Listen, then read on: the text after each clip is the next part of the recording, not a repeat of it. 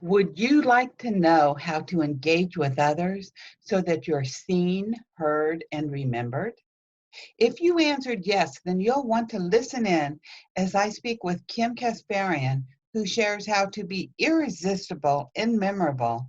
And she shares the number one strategy that will make you stand out from the crowd to be seen, heard, and remembered. Welcome to this week's episode of Biz Success in 15, where top experts share hot tips and strategies that you can implement in as little as 15 minutes to build your dream business. And now here's your host, the Visibility Wiz, Cindy J. Hi, I'm Cindy J, the Visibility Wiz, and welcome to this episode of Biz Success in 15. Today our guest is Kim Kasparian, and she draws from 32 years of professional sales and marketing, along with her own personal trials and triumphs. She shares these savvy and strategic tips to delight and inspire audiences and to network in a very powerful, productive ways that create the clients that you deserve and get the revenue that you deserve. Welcome, Kim. It's a pleasure to have you. So glad to be here, Cindy. Thank you for inviting me. Oh, definitely our pleasure. And to begin with, can you please share a challenge that you had to overcome, either personal or business, to achieve your level of success? Sure. I'm trying to think real quickly which one. I always say I have more issues and tissues, more drama than a soap opera. Right. Kim Kasparian, I've got the better reality show. So I would say the most recent challenge was about 2 years ago. And I was sitting at a red light and it turned green and I barely made it under the light. Someone decided that they were going to run their red light. Mm-hmm. And I was banged up pretty bad. And basically I had a concussion where I couldn't really process. I could know what I want to say, but I couldn't say it. And like for 7 months, I couldn't remember how to cook, couldn't remember how to clean, little things, but also couldn't take a thought and communicate it out. No, basically, I could coach. Interestingly, I could coach, but trying to have a conversation with me, it was like, so 7 months I was basically benched. Mm-hmm. That was an interesting, I'm a little go-getter, human doing, bouncing around. Very interesting to see me quiet. And yeah, so the challenge was, how am I going to do my life? Never mind. How am I going to do my business? It's my main revenue income. And I didn't, in the moment, right, I knew I wasn't right, but I'm like, what if this doesn't get better? I lived in all the what ifs. Mm-hmm. So what I learned is that sometimes when we get sidelined, it's to make us stronger. Before the accident, I had set intentions like I want to expand my company. I want to build international connections. And when that accident happened, it was very unexpected. It was very traumatic. Mm-hmm. That's when I was introduced to Facebook, and that's how I met you, and how to translate my business online. And it really came to me. I can't say I went out there and sought the solutions. Well, right. I was finally able to look at a computer screen. I'm like, well, let me go just look around and go see what everyone else is doing since I'm benched. Mm-hmm. The resources came to me. So even though this wasn't my first rodeo with challenges and setbacks, it had freaked me out. It had really freaked me out. And, the genie wasn't feeling very genie-like. But it was amazing how the same lesson I learned in my late 20s, that success is our birthright and you don't have to know how it's going to happen. You just need to prepare and do what you need to do to be okay. And that's what I was doing. Coaches, my teachers came to me, the resources came to me, clients came to me. And I still don't remember 2018 that much. It happened in February of 2018, but it all worked out. And I really can't take the credit because I didn't even know how it was ever going to be okay. So that was a huge challenge because I was like not prepared for that. Mm-hmm. And it was me. My business is me, myself, and I. I thank you for sharing it. It's a few things that I love about that. Number one, our lives always change in an instant like that. So many different things can happen.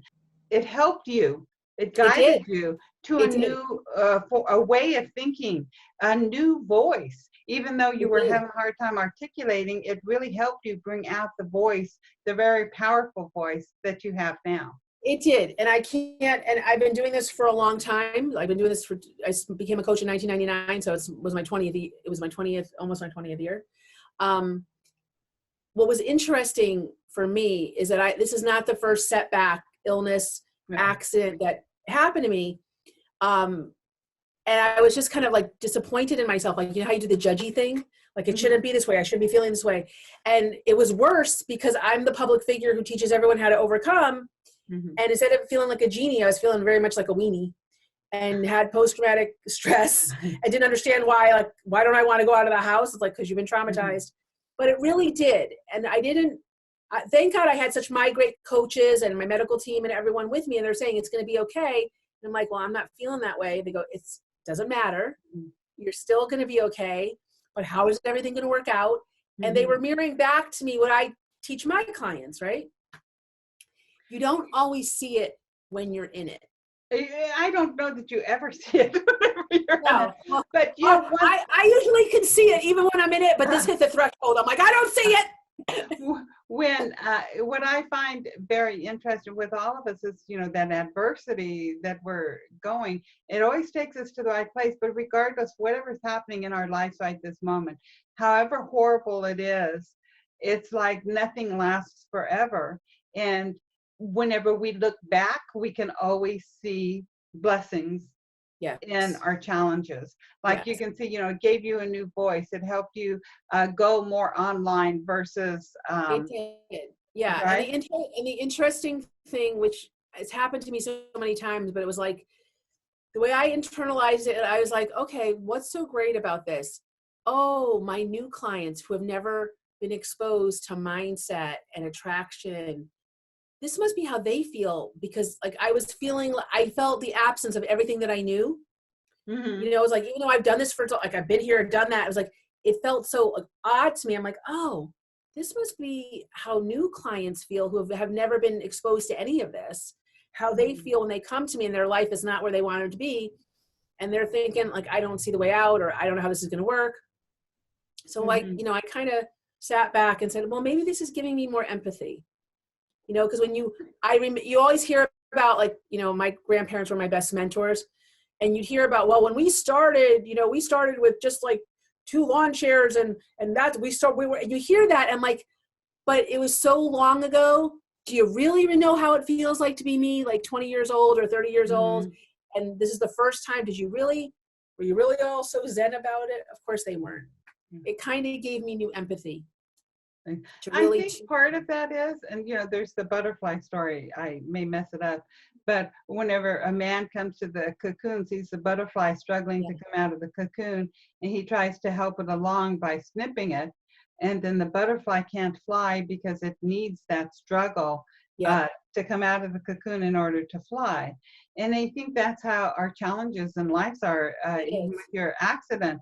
And it's like those struggles, every struggle we have, whether it's on a daily basis or a yearly basis or whatever, they're all like rebirths. And we have so many rebirths. And whenever we look back, especially I think the older you get, you can see like these different stages of your life, how you have progressed from here to here to here to here. It always, yes. And it absolutely the truth. It's just how, what I got reminded is how to be patient and live within the challenge. Right? Don't stop living. And like, I had to learn a new way to live. I had to learn a new way to do everything, literally from the smallest to the biggest. But it ended up being not that I really wanted to learn it that way, and not the way I would like anybody else to learn it that way. Not necessary. Right. You can learn from my experience. It allows you to, it was a hard reset in letting go, because I had no choice. It brought a lot of good things. Right. So yeah. Yes. So that's the latest and greatest challenge. Thank you. Thank you so much for sharing that. You're welcome. And to move on, I know that you teach your clients how to be irresistible and memorable. So what can people do to be more irresistible and memorable? Okay. So this is going to be so simple. You're going to go, The fastest, easiest way to be the most irresistible person in the room is to listen to the person in front of you. Listen. Mary Kay, one of my personal mentors, said we have 2 ears and 1 mouth for a reason. Right. Making people feel important and feeling heard is one of the most important skills you can ever acquire. And what people, it's been proven, Brian Tracy and probably a couple of other guys much smarter than I am, have done studies that the most soothing voice or the most comfortable voice anyone hears is their own. And when you listen to them and give them a space to talk, that's very rare in our culture these days. And it makes them, the more they talk, the more interesting you become. So that's the simplest way I can tell. There's more to it, but if you want the just simple, listen. Simple, yeah.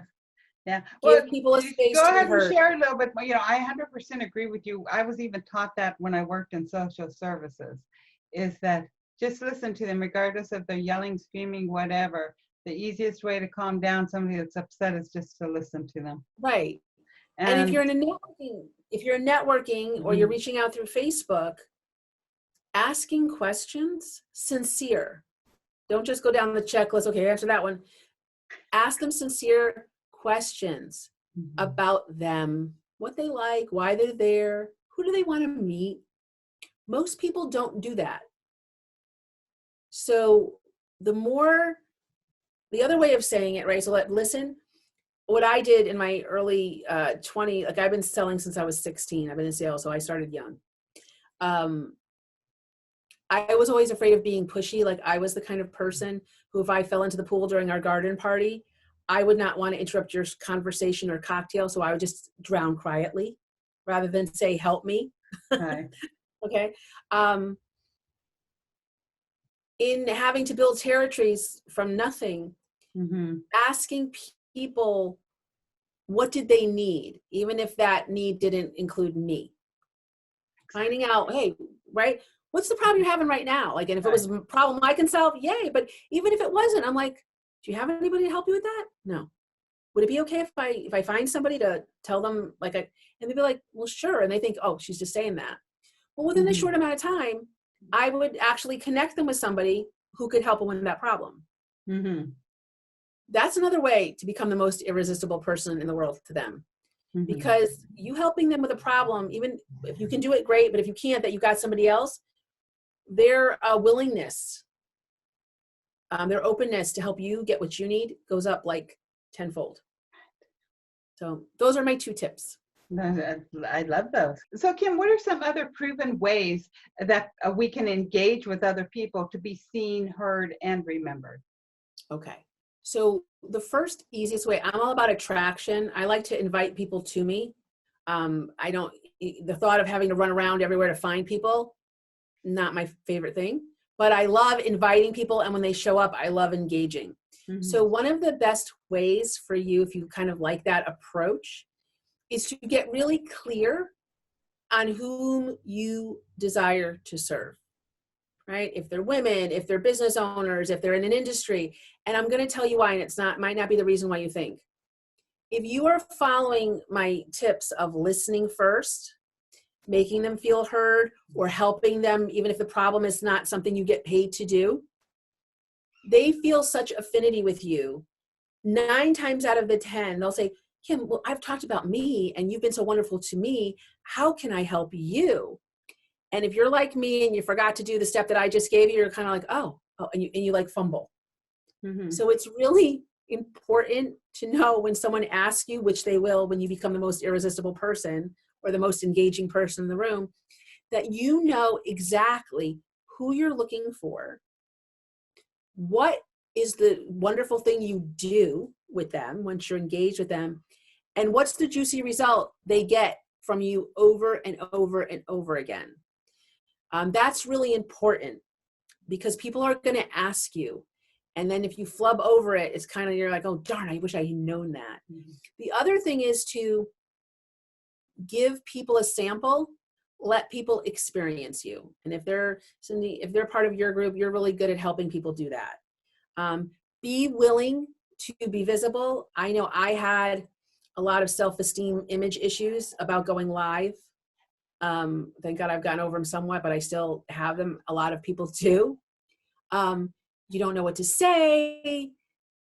Come up with like 1 to 5 things that you can talk about in a meaningful but short way to let people experience you. I call it the Costco effect, right? You go to Costco or whatever, Sam's Club, I'm trying to think of everyone around the country, Sam's Club, Costco, whatever, and there's demonstrators and they're like, would you like to try one?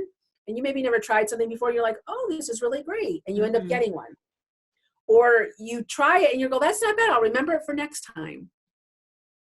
And if they liked it, they're going to say to their friends, hey, next time you go to Costco, go pick that up. It was really good. Right. So that's a real great way. Give a little bit. Come up with things that you can share that feel good to you, that are meaningful to your audience. I started with my career started, and I still do it. It's one of the most wonderful ways to get clients and get conversations is speaking engagements. I started out nose to nose, knees to knees. Now we have Facebook Lives. It's my new best friend. So there's a lot of opportunity if you're willing to be seen. And they're part of your community, so I know you've taught them well. So, yes, thank you. My whole thing is the willingness. Confidence is, I've read this before, but I do believe that confidence is the willingness to do something. You're never going to get confident until you're willing to do it, and then you start improving. We're all imperfect and sloppy when we start. Oh, yeah. Yeah, the more you do it, the better you get. Yeah, and it's progress. I think because I do a lot of mindset. I do a lot of mindset and marketing strategy. So everything's with mindset first. You can have the best idea, but experience trumps knowledge. And in the experience, you can fine tune. Most people think, well, when I get it figured out, I'll do it. It doesn't happen that way. The more you do, the more you figure it out. And actually doing it gives you the best ideas. So. Yeah, and something that I get a lot too is what platform should I start on? What's the best platform to start on? I don't want to waste my time.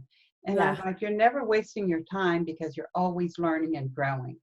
Yeah, yeah. So regardless, what you're doing, you're not wasting your time.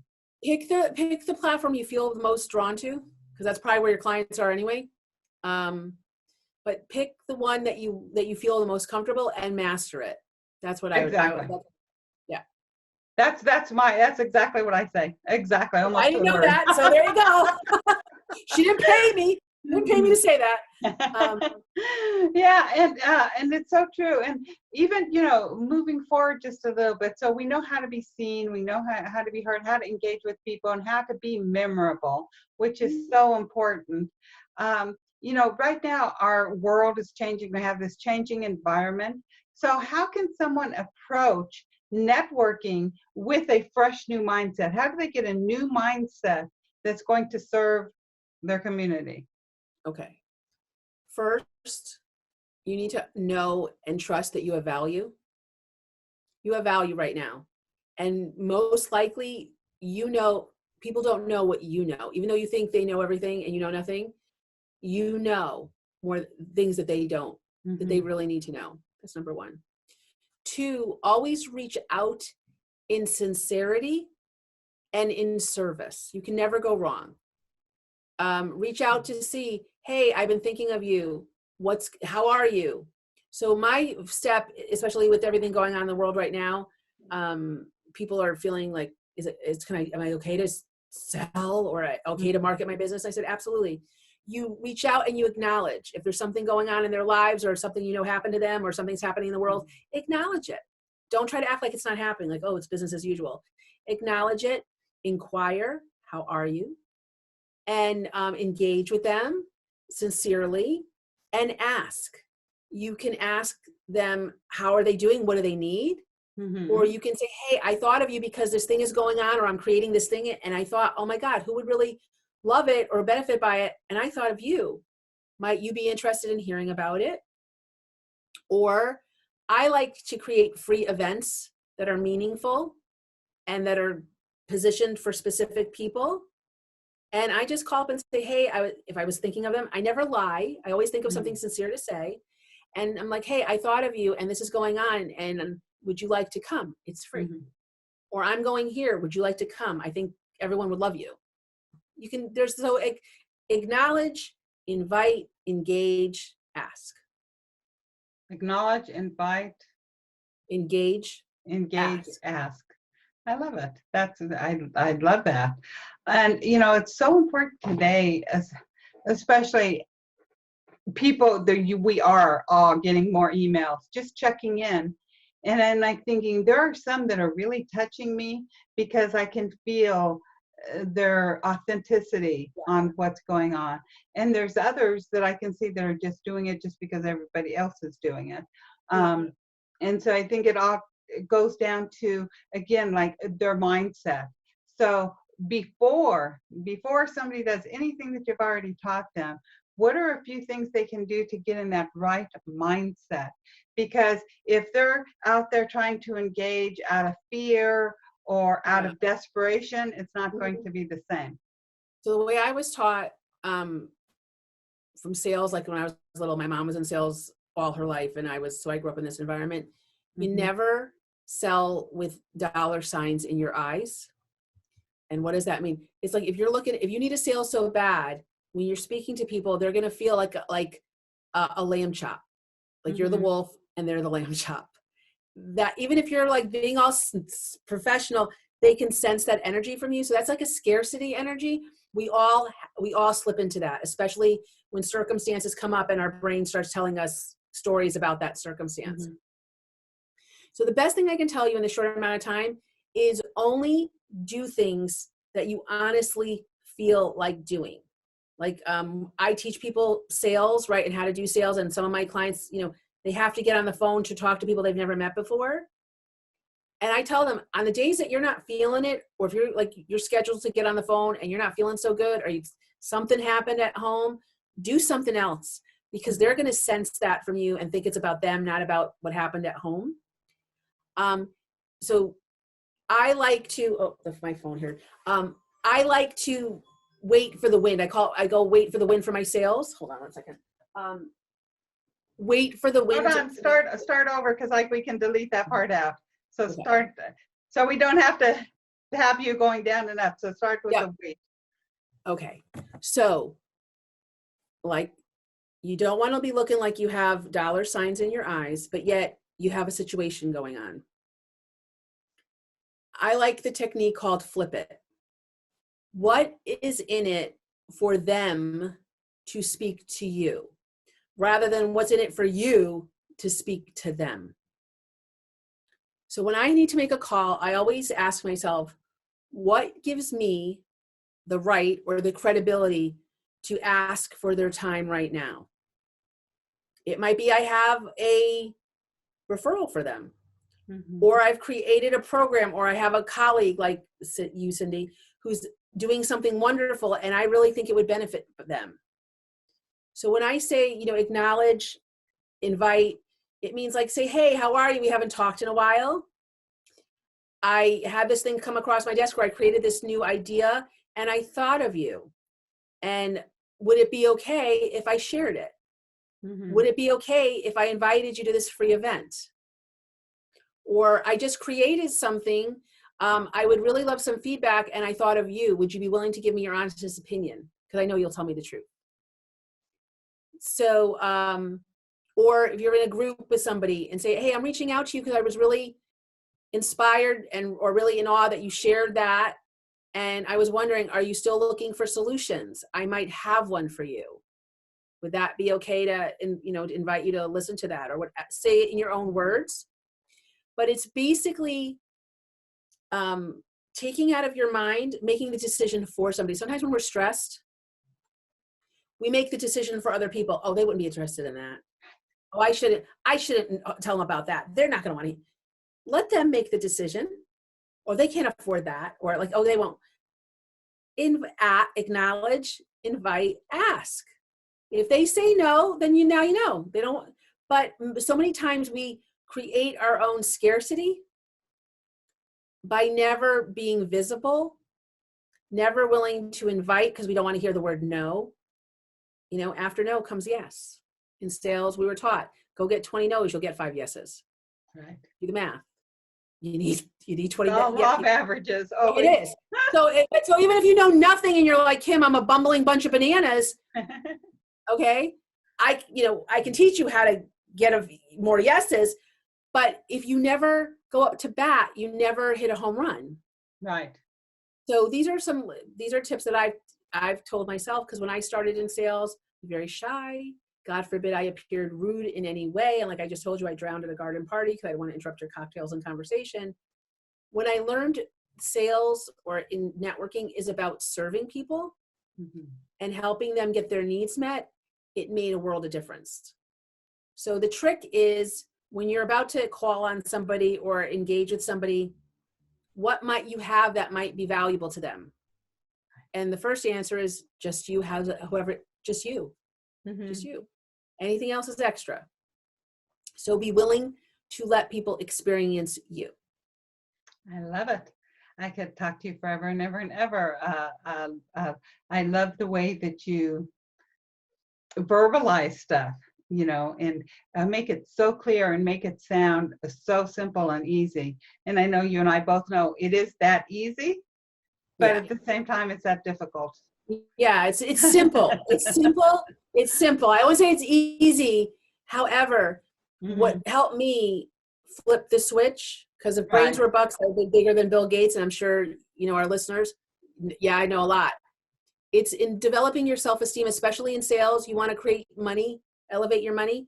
You need to create your self-esteem. Exactly. And that means knowing your value, knowing that you have it, no matter if you're up, down, benched, bruised, you still have value. And that you know what your gifts are to share, and that you really think about whom you serve best, whom you most enjoy hanging out with. Because I tell my self-employed business owners, if you're going to spend all day with people that you don't like, you might as well get a paid job, because the perks of being your own boss is that you get to choose who you hang out with. Exactly. So choose wisely. I love that. And I know, Kim, can you share a business strategy that our listeners can implement in 15 minutes or less to build their business? Yeah. So know your number for your year, and that has to be your personal pocketbook, your business expenses, and whatever tax burden, because most people only think about their personal pocketbook and get very disappointed at the end of a year of hard work that they have less than they needed, because they didn't include the other 2 people you're in business with. Okay, your business and your tax people. Know how many clients a year you need to reach that number, and come up with a really irresistible offer that you can deliver with your eyes closed and on your worst day. Just knowing those 3 things allows you to use the law of focus. And the law of focus is where focus goes, energy flows, and money follows. So sometimes we get really excited about what we do and we have no focus, and then we fumble. And then we start thinking maybe something's wrong with us, maybe something's wrong with the economy, maybe something's wrong with them. All this stuff, we get lost in our head. So I find knowing those 3 things, which you can do in 15 minutes. You might not build out your whole plan, but you have an idea of whom you serve, what they want, and your strategy on how to get there, and what the result is you're trying to give them or work with them on.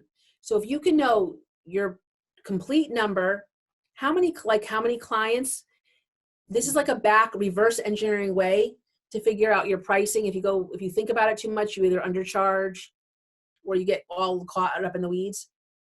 Knowing how many clients you need, make it very clear, and it helps you to shift to know if you're a volume person or you like working more intimately with less people.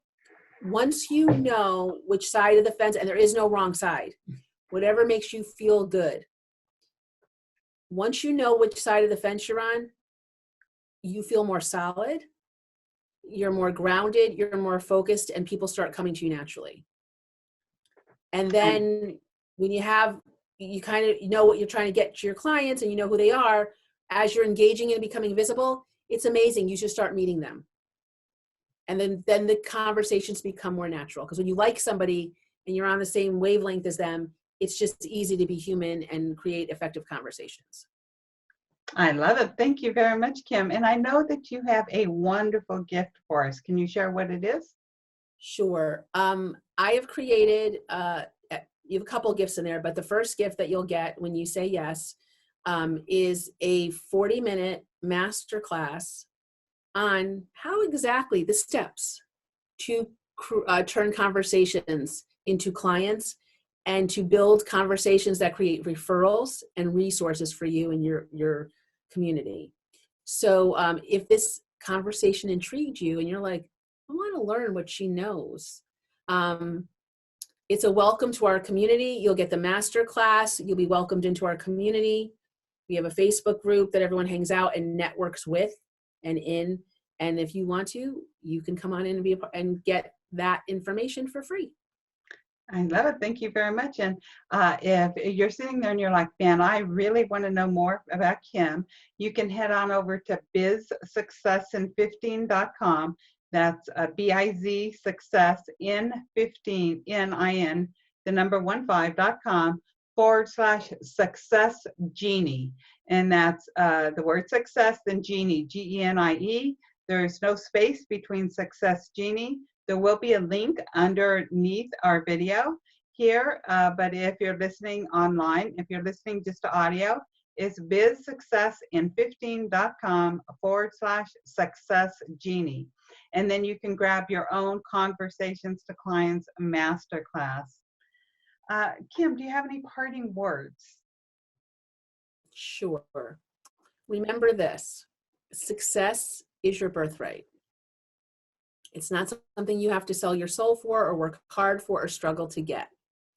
You just need to believe that and know that you have everything you need already in you. You just need to believe that and be willing to receive the success. Most of us think we have to chase success.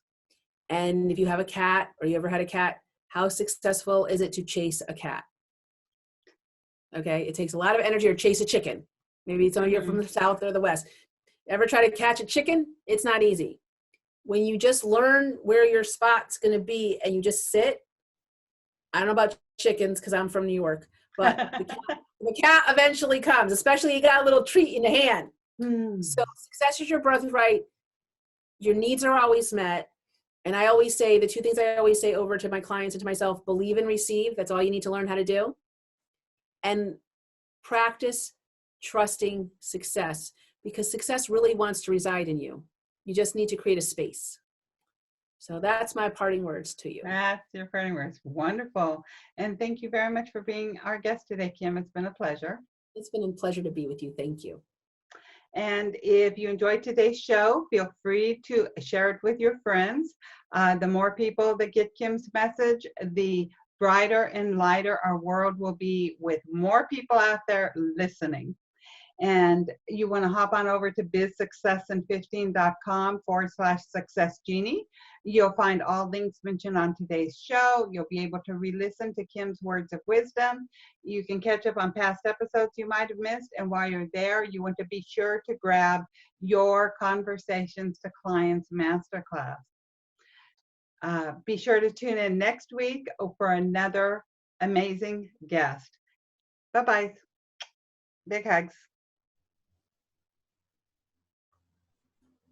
You've been listening to Biz Success in 15. For all links mentioned in today's show and to watch or listen to previous episodes, visit bizsuccessin15.com.